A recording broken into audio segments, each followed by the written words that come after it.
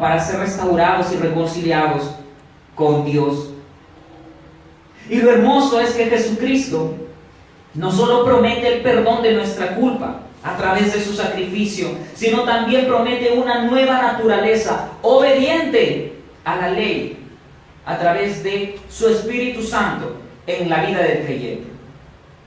Entonces la disciplina, hermanos, solo tiene sentido dentro de este marco, y es lo que vamos a pasar a definir en este momento. El Evangelio, que es ser cristiano, que es ser miembro de una iglesia y que es una iglesia local. Brevemente, el Evangelio, como te decía, la historia de la humanidad es una historia triste, no es una historia exitosa. El Homo sapiens sapiens y que ha logrado grandes proezas. No, claro que sí, en realidad. Cuando veo estos nuevos inventos y cómo la humanidad puede llegar a desarrollar tecnología, es asombroso. Y alabo a Dios por eso, porque realmente como seres humanos heredamos el oficio del Padre, como dice un predicador con el que no simpatizo mucho, pero me gustó esta frase. El oficio del Padre, que es ser un artista. Y me encanta ver la humanidad creando cosas hermosas y buenas. Pero lamentablemente la historia de por sí no es bonita. La buena noticia, el Evangelio es la buena noticia que al final de esta historia, en la que Adán, ni Israel, ni David, ni nadie pudo gobernar, representar a Dios gobernando la tierra, y todos fracasaron, llega alguien que sí gobierna obedientemente, y mejor aún, gana un pueblo para Dios. Aquel que es la mismísima imagen de Dios, como un hombre, estableció un reino y ganó un pueblo para ese reino. Y finalmente resucitó luego de pagar la culpa por los pecados de ese pueblo ganado. Con su sangre, con su muerte, resucita, inaugurando una nueva vida, una nueva era, una nueva creación. De forma resumida, hermanos, el Evangelio es la buena noticia que Jesucristo ha ganado la salvación para su pueblo y gobierna para todos aquellos que pusieron y pondrán su confianza en Él y lo siguen como su Señor, no solo como su Salvador. Es curioso que a nosotros nos encanta hablar de Jesús como Salvador, ¿no? Perdonó mis pecados, me dio una nueva vida. Y a veces no sabemos las implicancias de lo que significa esto. Nos encanta ver a Jesús como Salvador, como el que perdona nuestros pecados, nuestras fallas y nos recibe así tal y como somos. Pero cuando se trata de hablar de Jesús como Señor, hay un silencio incómodo, ¿verdad? Pareciera que no nos gusta el término Señor de Jesucristo. La salvación, hermanos, incluye el perdón de los pecados, la reconciliación con Dios en Cristo, pero también la reconciliación con la familia de Dios y un nuevo corazón habitado por el Espíritu de Dios, que ahora quiere, un corazón gobernado por el Espíritu Santo, desea obedecer y asumir las implicaciones de representar a Jesús en la tierra. Este es brevemente el Evangelio. ¿Qué significa ser cristiano? Bueno, el cristiano es alguien que pertenece al pueblo de Dios y, como lo he mencionado hace un momento, a la familia de Dios. El cristiano tiene una nueva familia. Por definición, ya no somos ahora miembros del mundo. Ahora somos miembros de la familia de Dios. En Efesios 3:6, Pablo dice que los gentiles son coherederos y miembros del mismo cuerpo, participando igualmente de la promesa en Cristo Jesús mediante el Evangelio. Él obviamente está hablando de la diferencia y la unión que el Evangelio crea entre judíos y gentiles. Pero ese mensaje y esa enseñanza también es para nosotros. Hemos sido reconciliados con la familia de Dios. ¿Por qué? Porque hemos sido reconciliados con Dios. Entonces, así como Sammy Aponte, en mis acciones, en mis éxitos, puedo traer alegría a la familia Aponte, ¿no? Aunque ellos lo puedan negar, menos mal que los Aponte están aquí. Lo mismo nosotros como cristianos, hermanos. La iglesia representa, los cristianos representamos a Dios aquí y ahora. Y dicho de otra manera, el cristiano es alguien que lleva el nombre de Jesucristo aquí a nuestra sociedad, a nuestra ciudad de Trujillo. Como lo dice Pablo en 2 Corintios 5:20, el cristiano es un embajador de Cristo, del reino de los cielos. ¿Y qué es lo que pasa con un embajador? Bueno, lo que un embajador dice, hace y es, representa a su rey, a su gobierno, ¿correcto? Entonces lo mismo ocurre con nosotros como cristianos. ¿Qué es iglesia local? ¿Qué significa que haya una iglesia local? Bueno, vamos a leerlo en un momento, pero para referencias te digo que Mateo 16 y 18 son bastante instructivos acerca de esto. No acerca de que es una iglesia, Hechos lo habla, pero voy a tocar un punto particular que nos va a servir para ese tema de la disciplina, y es que la iglesia local, hermanos, tiene la autoridad celestial de declarar quién es un representante del reino de los cielos aquí en la tierra y quién no lo es. La iglesia local ha recibido las llaves del reino y como iglesia, con esta autoridad, son quienes, o la iglesia es, quien valida o invalida la profesión de fe de un miembro. Es importante saber esto. La autoridad se le ha dado a la iglesia, no a cristianos individuales. Nosotros de un momento a otro no podemos decir, bueno, soy cristiano y soy un representante de Dios o de Cristo aquí en la tierra, y salir a la sociedad y... ¿Quién valida eso? ¿Quién confirma eso? Vemos que en Jerusalén Pedro predicando le pregunta, bueno, ¿cómo podemos ser salvos, no? ¿O qué es lo que tenemos que hacer? Arrepiéntete, cree en el Evangelio, bautízate. ¿Y qué es el bautizo? Es una profesión pública, ¿no?, de nuestra fe en Jesús. La iglesia en Jerusalén, y como la iglesia a lo largo del tiempo, ha tenido que validar las profesiones de fe de aquellos miembros que dicen tener fe en Jesucristo. La iglesia local tiene esa autoridad. Y nosotros definitivamente no nos unimos a una iglesia local como si nos uniéramos a un club. Es decir, no vamos si queremos o no.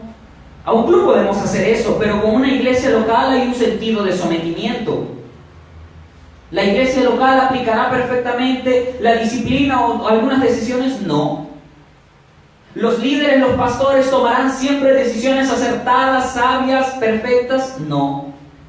Pero esto no niega, no deja de lado que la iglesia local es una representación de la iglesia de Cristo universal aquí en la tierra. Una representación imperfecta, pero tiene esa autoridad. Lo que tiene que quedar claro, hermanos, es que la iglesia local, una de sus tareas principales es proteger el nombre de Cristo aquí en la tierra. ¿Qué significa ser miembro de una iglesia? Bueno, es una declaración de parte de la iglesia de que tu profesión de fe es confirmada, es válida, y que eres parte del reino de los cielos. Concretamente, la membresía de la iglesia es una relación formal entre la iglesia y el cristiano. El cristiano dice muy bien, apruebo el discipulado y me someto a esta iglesia local, en tanto que la iglesia local mantenga sus características como iglesia bíblica de Cristo.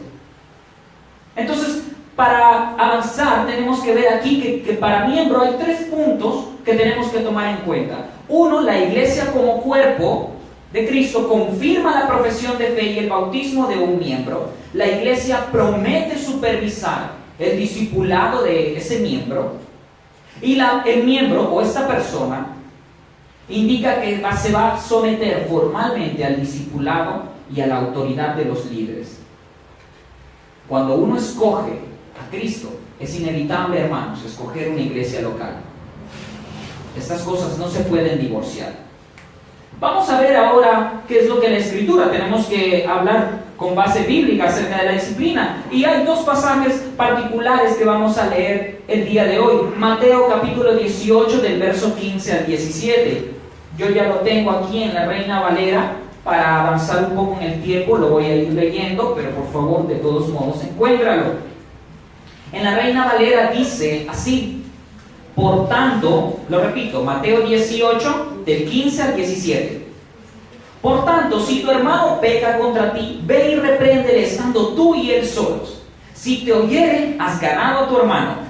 Mas si no te oyere, toma aún contigo a uno o dos, para que en boca de 2 o 3 testigos conste toda palabra. Si no los oyere a ellos, dilo a la iglesia, y si no oyere a la iglesia, tenle por gentil y publicano. Estas son palabras de Jesús. Jesús aquí mostrando la manera cómo proceder con un hermano al que vemos pecar. La Reina Valera traduce o nos dice el que peca contra ti, es decir, a veces nosotros tomamos eso de manera personal, pero ya en las traducciones actuales, ¿no? Porque hay manuscritos más antiguos, no tienen esa parte contra ti, así que vamos a dejar esto entendido de que solamente dice cuando ves tú a un hermano que peca, ¿sí? Para no tomar esto como que cuando alguien peca contra mí exclusivamente. No necesariamente es así. Como pecadores salvados por gracia, son los que conforman la iglesia, ¿verdad? ¿O cuántos aquí son cristianos sin haberse arrepentido, sin haber sentido culpa por el pecado? Nadie, ¿verdad? Somos pecadores salvados por gracia y la iglesia está conformada por ese tipo de personas. Entonces, hermanos, no debe sorprendernos cuando uno de nosotros falla o cae. Con esto no estoy dando o indicando que hay autorización para pecar como se nos venga en gana, no. Un cristiano odia, aborrece pecar. Un cristiano bíblico, sin ser un cristiano, como el término lo indica, va a anhelar y desear la santidad, definitivamente. Pero creo que nadie ha sido glorificado hasta el día de hoy, ¿verdad? La Escritura nos dice esto, que nadie ha sido glorificado. Es más, todavía luchamos en nuestra carne y con el enemigo. La Escritura lo dice y nuestra experiencia lo confirma. Ahora bien, la confrontación individual es el primer paso, según lo que nos dice el texto. Ver a un hermano caer no es causa de alegría ni de gozo, al contrario, es causa de tristeza. Hermanos, nos deben doler las fallas de nuestra familia. ¿O te alegrabas cuando tu hermano, tu mamá, tu papá tenían algún fracaso? Lo dudo. Somos una familia y aquí nos duele las caídas de nuestros hermanos. En este texto notamos algunos puntos que voy a mencionar. Primero, que este proceso debe primordialmente vincular a la menor cantidad de personas posibles. El primer paso es ir a acercarte tú personalmente al hermano. Si es que vemos a alguien fallar, definitivamente de repente, hermano, te puedo invitar a almorzar, un lonche, una cena, un desayuno. Buscar la oportunidad personalmente de hablar con él para reprenderlo o reprenderla. Sí, no, pues sería feo, ¿no? Que, Denis, iglesia, no. Y llamar a todos, ¿no? Hagamos una comelona y que Denis venga. No es así. Como segundo punto vemos que el propósito que el Señor Jesús nos indica aquí dice: por tanto, si tu hermano peca, repréndele tú y él solos. Es decir, aquí estamos hablando de hay un énfasis en la privacidad, la menor cantidad posible de hermanos. Y es que es feo que cuando un hermano cae, nosotros, si es que lo vemos, estemos diciéndole a otros. No sé si te gustaría que tus fallas sean ventiladas a los 4 vientos. Quizá debemos empezar por tener misericordia, ¿no?, en nosotros para reprender. Y lo segundo es que esta reprensión tiene como propósito restaurarlo o ganarlo, dice. No acusarlo o hacerle sentir menos. Recuerda que todos podríamos caer en cualquier pecado. La doctrina de la depravación total o radical nos enseña que nuestro corazón tiene el potencial para pecar de cualquier manera. Y si es que no has caído en pecados escandalosos, déjame decirte, hermano, que es solo por gracia, no por nuestra alta moral. Si en este paso nuestro hermano al que estamos yendo a reprenderle solo es ministrado por el Espíritu y quien el Espíritu Santo trae convicción de pecado, ¿no? Es solo el Espíritu Santo que trae la convicción del pecado al incrédulo, ¿no?, para su regeneración, o también al cristiano. Y si se arrepiente, ¡qué bien! ¡Qué gozo! Que ahí quede. No hay por qué tiene que enterarse el resto de la iglesia o más hermanos. El propósito de ir a reprenderlo en privado es ganarlo, hermano. No ir con una actitud matona y solo altiva y querer acusarle de algo. Pero si esto falla, si es que lamentablemente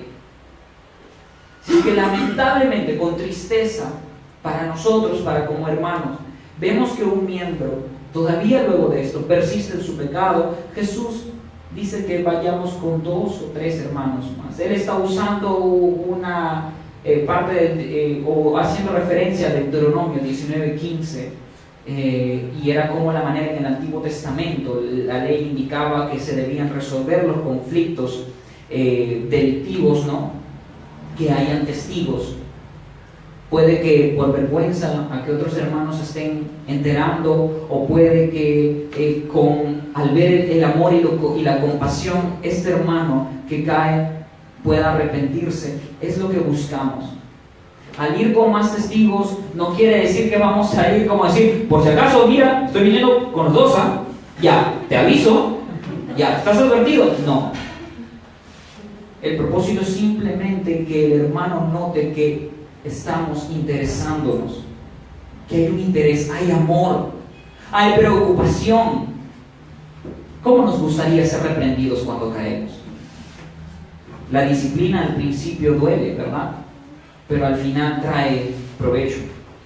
El siguiente punto es que si no escucha o reacciona luego de estos encuentros, según el texto, Jesús nos está indicando, la iglesia debe ser quien tome el caso. Y se entiende esto, cuando dice iglesia, por la membresía oficial, ¿no?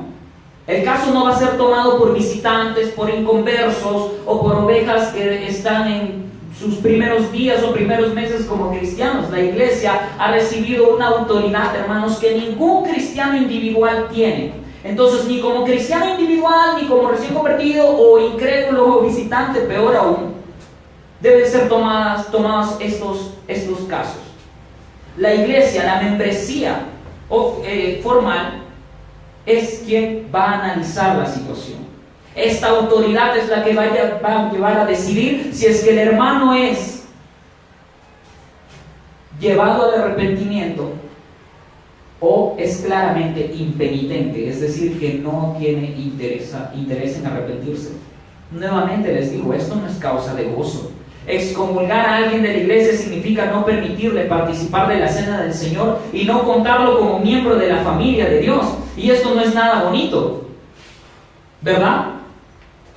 Primero, debemos, para excomulgar, aquí hay una cosita particular que tenemos que dejar claro. Aquí en Gracia Urbana hay otras iglesias u otros hermanos que toman a la disciplina como la excomunión directamente. La disciplina eclesial, la excomunión de la membresía, y apartarlo de la cena del Señor y dejarlo de considerarlo como miembro de la iglesia. Pero nosotros, para este particular caso, yo voy a hablar de la disciplina como el proceso de supervisión, de restauración para un hermano que ha caído, ha fallado y ha confesado el pecado y está arrepentido. Distinto a la excomunión. Ya la excomunión ya es otra cosa, ¿no? Es retirarlo justamente de estos derechos como miembro de la iglesia. ¿Estamos de acuerdo?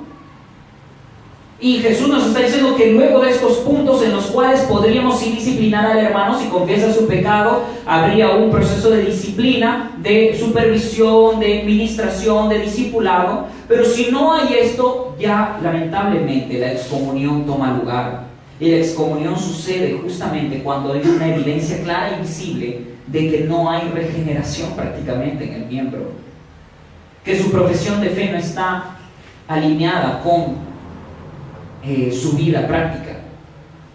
Ahora, Jesús dice pues que lo tengamos por gentil y publicano, es decir, como un inconverso. Y alguien podría decirse, ¿qué significa esto? Entonces, si un hermano es excomulgado, ¿cómo me relaciono con él? Bueno, la iglesia, ¿cómo se relaciona con los no creyentes? Predicándoles el evangelio, ¿correcto? No significa que ya no le vamos a hablar, que vamos a tenerle, pues, oye, bloqueado en Facebook, bloqueado en WhatsApp, etc. No, ¿eso haces con tus amigos inconversos? No, no lo haces, ¿verdad? Otro pasaje que vamos a leer es 1 Corintios capítulo 5. Bueno, en realidad leerlo nos tomaría unos minutos, lo lees en casa, ¿no? Pero aquí básicamente, si es que lo has leído alguna vez, hay una relación de inmoralidad entre un joven con su madrastra. Y Pablo está tomando cartas en el asunto. Los corintios no habían tomado cartas en el asunto, no habían tomado decisiones respecto a este caso. Y Pablo les dice que se estaban jactando, que estaban cayendo de arrogantes por esto. Ahora, ¿por qué? ¿Por qué Pablo les dice arrogantes a los corintios? ¿Por qué los acusa de jactancia? Bueno, y es que, no sé si tú has escuchado esto, pero mucho se dice, dentro de la iglesia incluso, que es falta de amor y misericordia disciplinar a un cristiano. Disciplinar a un hermano es, ay, pero que no lo amamos, pero no se supone, como te decía al principio, que debemos perdonarnos los unos a los otros. Hermanos, esto es una mentira diabólica. Creer esto es pretender que podemos hacer mejor las cosas que las que Dios la hace. ¿Acaso no dice Proverbios 3:12 y Hebreos 12:6 que el Señor a quien ama disciplina? Que Dios, cuando ama a quien ama disciplina, como un buen padre que ama a sus hijos lo hace. Entonces Pablo está en toda la razón de decir que es arrogancia y jactancia no corregir el pecado. Rechazar la disciplina eclesiástica no es amoroso, es arrogante. Hacer las cosas como la psicología del mundo dice y no como la palabra de Dios lo dice, es arrogancia. Ahora vamos avanzando porque ya tenemos que terminar. ¿Cuándo debemos tomar cartas en el asunto con la disciplina? Puntos. Menciono. Cuando, en primer lugar, la disciplina es necesaria. ¿Por qué? Porque muestra amor por las personas. Porque las personas, los miembros, deben ser advertidos y traídos al arrepentimiento. Es amarlos. La disciplina muestra amor por la iglesia, porque hay ovejas débiles que deben ser protegidas. Y hay hermanos que pueden ser arrastrados por el pecado de un miembro. La disciplina muestra amor por un mundo que nos está observando, porque debemos velar por el testimonio transformador de Dios. Y muestra amor por Cristo, porque debemos enseñar y contagiar esto, que las iglesias obedezcan y glorifiquen a Cristo. La disciplina, hermanos, es la respuesta adecuada cuando un cristiano, o entre comillas, un miembro, no está representando a Jesús como dice hacerlo. Cuando hay mal fruto o incluso cuando no hay fruto. ¿Cuándo es que debemos tomar cartas en el asunto como disciplina eclesiástica? Cuando el pecado es notoriamente grave, visible y hay una actitud impenitente en el hermano. Bueno, en este caso, para impenitencia sería la excomunión, lamentablemente. Aquí en Gracia Urbana no hemos llegado, bueno, hay un caso, ¿no? Pero en realidad tenemos que formalizarnos más, por eso estamos tocando estos temas de membresía, disciplina, porque ya debemos formalizar quiénes son miembros oficial o formalmente de Gracia Urbana para tomar este tipo de decisiones, pero no significa que no se hayan tomado. Actos disciplinarios han habido y excomunión, pues hay un par o un caso que lamentablemente, como te dije, cuando nosotros amamos a las personas, esto no se toma con alegría. Señales para que alguien debe ser disciplinado. Hay algunos puntos que quisiera que tomes en cuenta. Cuando alguien está teniendo una actitud divisoria, cuando alguien está tomando una actitud de querer dividir la iglesia, el cuerpo de Cristo, atentar contra la novia del rey, ¿te das cuenta de lo grave que es? Cuando alguien está atentando contra la moral de la iglesia, el buen testimonio de la iglesia de Jesucristo. Imagínate qué es lo que pueden decir nuestros vecinos. ¿No te has tocado o no te han dicho esto? ¿Que así eres cristiano? ¿Te lo han dicho o no? Te lo han dicho. No sé. Pero hay un testimonio que guardar. Tercero, cuando alguien está difamando el cuerpo, a los líderes, a los pastores. Esto es terrible, dañino. Esto es diabólico. Que unos hermanos estén criticando el liderazgo, a los pastores. ¿Cometemos errores? Claro que sí. Pero hay una manera, y yo creo que para empezar el cristiano la manera es ser lleno y guiado por el Espíritu de Dios, pero no buscar hacer daño. Y cuarto punto, las doctrinas falsas. Cuidado, Snyder, te disciplinamos. Tenemos el peligro, hermanos, de un escándalo público que perjudique la causa del testimonio de Cristo. El peligro de la división, de la falsa enseñanza y el daño a las ovejas débiles. Ahora, estos 4 puntos no significa que cuando los veamos va a haber excomunión directamente, no. Pero sí, hermanos, como iglesia debemos motivar que haya una intervención pronta. ¿Cómo aplicar la disciplina? Bueno, como lo decía, que haya la menor cantidad de personas posibles. Los líderes deben dirigir el proceso. ¿Cuánto tiempo? No hay un manual. No hay un manual de cuánto tiempo. Esto va a verse en el hermano, si es que se arrepiente. La disciplina es parte del discipulado, hermanos. Aquí en realidad todos estamos siendo disciplinados constantemente, porque hay una disciplina formativa. Cuando tú estás siendo discipulado, yendo a tu grupo de comunión, yendo a las clases, etc., ¿no? Y hay obviamente la disciplina correctiva, que ya es cuando tenemos que corregir el pecado, la falla. Cuando nos encontramos con personas que aseguran representar a Jesús con sus labios, pero en la práctica no es así, tenemos nosotros, o la iglesia tiene el deber de evaluar esa evidencia y emitir un juicio. Te repito, la iglesia recibe esta autoridad. La disciplina también está enlazada en el Evangelio, como lo hemos visto. A un evangelio que no solo habla del perdón, sino también sobre la gloriosa responsabilidad de ser sal y luz en este mundo, de ser embajador del reino de los cielos. Sin entender esto, por eso nos preguntamos, ¿por qué disciplinar y no simplemente perdonar? Y ya para terminar, ¿cuál es el propósito de la disciplina? Bueno, beneficio espiritual. En Corinto, cuando Pablo usa, bueno, puede sonar un poco tosco, pero dice, saquen ese perverso de allí, a ese joven que está teniendo relaciones con su madrastra, saquen a ese perverso y entréguenlo a Satanás, dice. Wow, Pablo, ¿qué estás diciendo? Pablo, cuando se refiere a entregar a Satanás, aunque suene fuerte, está buscando la restauración de ese hermano. ¿Qué es lo que vemos cuando, por ejemplo, Job Dios permite a Satanás que ataque a Job? Aunque es duro y triste las primeras experiencias de Job, ¿cómo termina esa historia? Job ve a Dios mucho más glorioso y le dice, wow, si antes te conocía de alguna manera, ahora realmente te conozco y te veo.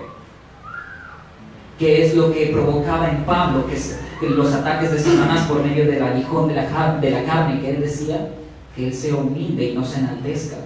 Entonces probablemente Pablo, cuando habla de entregar a Satanás, está hablando justamente de esto, que el hermano ya no sea considerado dentro del pacto de gracia, como miembro de la iglesia, que permitan que sea expuesto a los ataques de Satanás, pero ¿con qué propósito? De que él se dé cuenta que es mucho más hermoso y está mucho más seguro dentro de la familia de Dios. Amén. Aunque es necesario, la represión o disciplina no es agradable. Nunca digas, de esta agua no he de beber. Cuando veamos fallar a alguien, ora porque no tengas un corazón altivo, orgulloso y decir, ¿qué? ¿Pecó? ¿Cayó así? Terrible. A nadie le gusta disciplinar, a nadie le gusta reprender, y si a alguien le gusta, por favor que se quede al final para orar y liberarlo, ¿no? No, imagínate que alguien diga, no, pastor, yo lo reprendo, yo voy a corregirlo, yo lo disciplino. Y segundo punto, el propósito de la disciplina es preservar la pureza y la santidad de la iglesia. Hermanos, Pablo les recuerda a los corintios que Cristo ya ha muerto como el sacrificio definitivo para redimirnos de todos nuestros pecados. Tito 2:14 dice que Él ha muerto para purificar para sí un pueblo santo, celoso de buenas obras. No para que siga pecando de la misma manera, o para que su intensidad de pecado vaya en ascenso, trayendo abajo la familia, amistades, trabajo, ministerio, como le dice un predicador nosotros escogemos nuestro pecado, pero las consecuencias las escoge Dios. ¿No te ha pasado? Ya el Cordero Pascual ha sido sacrificado, hermanos, y Pablo le recuerda esto a los Corintios. Por lo tanto, vivir en pecado ya no corresponde a la nueva vida en la que Pablo en 1 Corintios 5 la define como la nueva masa sin levadura. Nosotros somos parte de esta familia, ya no hay levadura, ya no hay fermentación, ya no hay riesgo de que nosotros, o por qué vivir nosotros como el mundo lo hace. Pablo, cuando toca el caso del joven, dice: oye, esto no sucede ni con los gentiles. Y bueno, realmente es un caso ya bastante evidente de inmoralidad. Y finalmente Pablo anima a la adoración y a la alabanza a los corintios. Les dice: oye, el Cordero Pascual ha sido sacrificado, Cristo ha muerto por nuestros pecados. ¿Por qué ya estás viviendo así? No corresponde, no hay lugar. Más bien adora, alaba, gózate, porque ya no somos una masa con levadura, somos sin levadura y debemos vivir en esta nueva naturaleza. Y luego más en 2 Corintios dice que el que está en Cristo es nueva criatura, lo viejo ha pasado, ahora ha llegado lo nuevo. En esta novedad de vida y experiencias en la que el cristiano, tú y yo como iglesia, debemos vivir, dirigirnos, y con gozo, con alegría. Estar fuera de la familia de Dios, no me imagino. No quiero retornar, no quiero mirar atrás, ni siquiera mirar. Como alguien lo dijo alguna vez, la alabanza quita de lugar la jactancia. No hay lugar en nuestro corazón para alabanza y arrogancia a la vez. No hay lugar en nuestro corazón para la alabanza y la indiferencia al pecado. Alabemos, hermanos, alabemos a nuestro Señor, porque de esa manera nosotros ya no estamos dando lugar a la indiferencia, a nuestros pecados o los pecados de los otros miembros. Para terminar, la disciplina es importante porque es bíblica. Para resumir, porque promueve la salud de la iglesia de Jesucristo, porque guarda el testimonio de la iglesia frente al mundo, porque advierte a los pecadores de un mayor juicio venidero, y porque protege la reputación de Cristo aquí en el mundo, en nuestra ciudad de Trujillo. Sería bonito tener un manual, hermanos, de normas para momentos de disciplina, ¿verdad? Esta parte la saqué de un libro y les recomiendo leer la serie de Nine Marks. Cuando te encuentres con esto, haz así. Sería bueno encontrar ese manual. Pero parece que el Señor pretende que sus iglesias aprendan lo que significa confiar en la sabiduría que Él promete dar, hasta en los dilemas más difíciles, recordándonos al mismo tiempo cuánto dependemos de Él. Y sí que dependemos de Él. Hermanos, que el Señor nos dé la sabiduría, la compasión, la misericordia, y nos llene con su Espíritu para poder actuar como iglesia en esos momentos tristes en los que alguno de nosotros peca. Si tú me ves pecar, hermano, acércate por favor y repréndeme, confróntame. Es una señal de que me amas, no que me odies. Y yo te ruego, demuéstrame tu amor. Muéstrame que me amas, reprendiéndome y confrontándome con mis pecados y mis fallas. Necesito que me ames de esa manera, porque yo quiero glorificar a Cristo, yo quiero representarle, quiero serle fiel. Y hay cosas que yo no veo y de repente tú sí. Por favor, acércate a mí. Cuando yo lo haga o cuando algún otro hermano lo haga, no te molestes, sino más bien dale gracias a Dios por tal hermosa manifestación de amor de esta familia. Amén. Ponte de pie porque vamos a alabar a nuestro Señor.